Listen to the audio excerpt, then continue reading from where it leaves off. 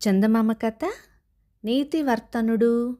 బ్రహ్మదత్తుడు కాశీరాజ్యాన్ని పాలించిన కాలంలో బోధిసత్వుడు ఆయన కుమారుడిగా జన్మించాడు. బ్రహ్మదత్తుడు తన కుమారుడికి శీలవుడు అని పేరు పెట్టుకున్నాడు. కాలక్రమాన శీలవుడు కాశీరాజ్యానికి రాజయ్యాడు. ఆయన ప్రజలను ఎంతో ప్రేమ ఆదరణతో పాలించేవాడు. దారిద్ర్యం వల్ల పొట్ట గడవక అజ్ఞానం చేత దొంగతనం మొదలైన నేరాలను చేసేవారిని ఆయన దండించటానికి బదులుగా దగ్గరికి పిలిచి అవసరమైతే డబ్బిచ్చి హితబోధలు చేసి పంపేవాడు. ఇందువల్ల రాజ్యంలో నేరాలు తగ్గడమే కాక ప్రజలకు తమ రాజుపైన అంతులేని అనురాగం ఉండేది. కాశీరాజ్యానికి సమీపంలో ఉన్న కోసల దేశపు మంత్రికి కాశీరాజ్యాన్ని సులువుగా గెలవవచ్చునని దుర్బుద్ధి పుట్టింది. ఆయన తన రాజుతో, కాశీరాజైన శీలవుడు అతి దుర్బలుడు. ఆయన బందిపోటు దొంగలను హంతకులను సైతం దండించడానికి వెనకాడతాడు. అటువంటి పిరికివాణ్ణి మనం సునాయాసంగా జయించవచ్చు అన్నాడు. ఇది నిజమో కాదో చూడటానికై కోసలరాజు తన సైనికులను కొందరిని పిలిచి, మీరు సరిహద్దు దాటి కాశీరాజ్యంలో ప్రవేశించి అక్కడ ఉండే గ్రామాలను కొల్లగొట్టి రండి అని ఆజ్ఞాపించాడు. ఇలా వెళ్ళిన సైనికులు గ్రామాల మీద పడగానే అక్కడి ప్రజలు వారిని అందరినీ పట్టుకొని శీలవుడి వద్దకు తీసుకుని పోయారు. నాయనా, మీరు విదేశీయుల వల్లే ఉన్నారు, మా గ్రామాలను కొల్లగొట్టడానికి కారణమేమిటి అని శీలవుడు అడిగాడు. మహారాజా, మాకు తిండికి జరగక ఈ పని చేశాము అన్నారు కోసల సైనికులు. మీ తిండికి కావలసింది నన్ను అడగలేకపోయారా అంటూ శీలవుడు తన కోశం నుంచి కొంత డబ్బు తెప్పించి వారికిచ్చి పంపించి వేశాడు. శీలవుడు ఈ ప్రవర్తన చూసి కోసల రాజుకి ఆశ అంకురించింది. అయినా ఆయన తొందరపడక ఈసారి ఇంకా ఎక్కువ బలాలను కాశీరాజ్యపు నగరాల మీదకని పంపించాడు. వాళ్ళు కూడా సరిహద్దు గ్రామాలకు రాగానే కాశీ ప్రజలకు దొరికిపోయారు. కానీ శీలవుడు వీరిని కూడా పూర్వంలాగే డబ్బిచ్చి పంపించేశాడే గాని శిక్షించలేదు. ఈసారి కోసల దేశపు రాజుకు ధైర్యం కలిగింది. ఆయన తన సైన్యాలను తరలించుకొని కాశీరాజ్యంపై యుద్ధానికి బయలుదేరాడు. ఈ వార్త గూఢచారుల ద్వారా తెలియగానే మంత్రులు సేనాపతులు శీలవుడి దగ్గరికి వచ్చి, మహారాజా, కోసల రాజుకి మన శక్తి తెలియదల్లే ఉంది, మనపైకి యుద్ధానికి వస్తున్నాడు, యుద్ధయత్నాలకు అనుజ్ఞ ఇప్పించండి అని వేడుకున్నారు వాళ్ళు. శీలవుడు యుద్ధానికి సమ్మతించలేదు. అనవసరంగా రక్తపాతం వద్దు, వాళ్లకు కాశీరాజ్యం కావాలంటే తీసుకొనివ్వండి, వారి కోసం కోట తలుపులు తెరిచి ఉంచండి అన్నాడాయన.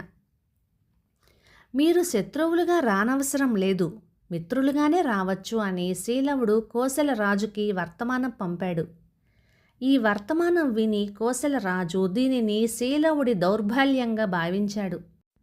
సద్వర్తన అనేదే తెలియని కోసలరాజు తన బలగంతో కాశీరాజు దర్బారులో అడుగు పెడుతూనే శీలవుణ్ణి ఆయన మంత్రులను పెడరెక్కలు విరుచుకట్టమని తన భటులకు అనుజ్ఞ ఇచ్చాడు. అతిథులు ఇలా ప్రవర్తించటం అధర్మం అన్నాడు శీలవుడు. ఆ మాట వింటూనే కోసలరాజు వికటంగా నవ్వాడు. శీలవుడు అతని మంత్రులు ధరించే లాంఛనాలన్నీ తీసివేశారు. కట్టుకోవటానికి వారికి సామాన్యమైన బట్టలిచ్చారు. సాయంకాలంలోగా నగరు విడిచిపోకపోతే ప్రాణాలు దక్కవని హెచ్చరించారు. శీలవుడు అతని మంత్రులు సాయంకాలంలోగా కాశీనగరం విడిచి అరణ్య మార్గం పట్టి పోసాగారు. బాగా చీకటి పడ్డాక ఆ అరణ్యంలోనే ఒకచోట పడుకున్నారు వారు. వారికి ఆ రాత్రి భోజనం కూడా లేదు. అర్ధరాత్రి వేళ వారికి నిద్రాభంగం అయ్యింది. అనేక మంది దొంగలు కాగడాలు పట్టుకొని అక్కడికి వచ్చి చేరారు. వాళ్ళు శీలవుడితో ఈ విధంగా చెప్పారు, మహారాజా, మేము దొంగలం, తమ దయ వల్ల మాకు ఎంతకాలము దొంగతనం చేయకుండా జరిగిపోయింది. కానీ నేటి నుండి మా కష్టాలు ఆరంభమవుతున్నాయి. అందుచేత మేము ఈ రాత్రి రాజసౌధం ప్రవేశించి ఈ సొత్తంతా దొంగతనం చేసి తెచ్చాము. ఇవిగో మీ దుస్తులు, లాంఛనాలు, ఖడ్గాలు, ఇది మీకోసం తెచ్చిన రాజభోజనం. మీరు భోజనం చేసి మీ రాజదుస్తులు ధరించి తెచ్చిన ఈ సొత్తంతా ఏం చేయమంటారో సెలవియ్యండి అన్నారు వాళ్ళు. శీలవుడు అతని మంత్రులు భోజనాలు చేసి తమ తమ దుస్తులు ధరించారు. తర్వాత శీలవుడు ఇలా అన్నాడు, కొత్త రాజు మీ సమస్యను ఎలా పరిష్కరించేది తెలుసుకోవటం మంచిది. ముందుగానే దొంగతనం చేయటం న్యాయం కాదు. ఈ సొమ్ము తీసుకొని వెళ్ళి రాజుకిచ్చి మీకేమి బ్రతుకు తెరువు చెబుతాడో అడగండి అన్నాడు. ఆతిథ్యమిచ్చిన వారిని దోచిన వాడికి న్యాయబుద్ధి ఉండదు మహారాజా. మేమా నీచుడి దగ్గరికి వెళ్ళం. మీరే మాకెప్పటికీ మహారాజు. మీరే మాకు దారి చూపండి అన్నారు దొంగలు వినయంగా. మీరు వెళ్ళకపోతే ఈ సొత్తు తీసుకొని నేనే వెళ్తాను అన్నాడు శీలవుడు. ఆయన వెంటనే తన మంత్రులతో సహా బయలుదేరి మర్నాడు ఉదయానికల్లా రాజసభ చేరుకున్నాడు. శీలవుణ్ణి చూడగానే శత్రురాజు నిర్ఘాంతపోయాడు. తర్వాత, నగరులో కనిపిస్తే ప్రాణాలు దక్కవని హెచ్చరించామే, మళ్ళీ ఎందుకొచ్చారు మీరు అని అన్నాడాయన. శీలవుడు జరిగిందంతా చెప్పి, మహారాజా, నాకన్నా ప్రజలను మరింత న్యాయంగా పరిపాలించాలనే కదా మీరు నన్ను వెళ్ళగొట్టి నా సింహాసనం ఆక్రమించుకున్నారు. అమాయకులైన దొంగలు ఈ సంగతి గుర్తించక తమ పరిపాలనలో జరుగుబాటు ఉండదని భయపడి తమ ఖజానాన్ని దోచారు. వారి సమస్యలను నాకన్నా మీరు మరింత బాగా పరిష్కరిస్తారని అభయం ఇచ్చి మీ సొత్తు మీకు అప్పగించవచ్చాను. నాకంతకంటే ఈ రాజ్యంలో మరొక పని ఏమీ లేదు అన్నాడు. వెంటనే కోసలరాజుకి హృదయ పరివర్తన కలిగింది.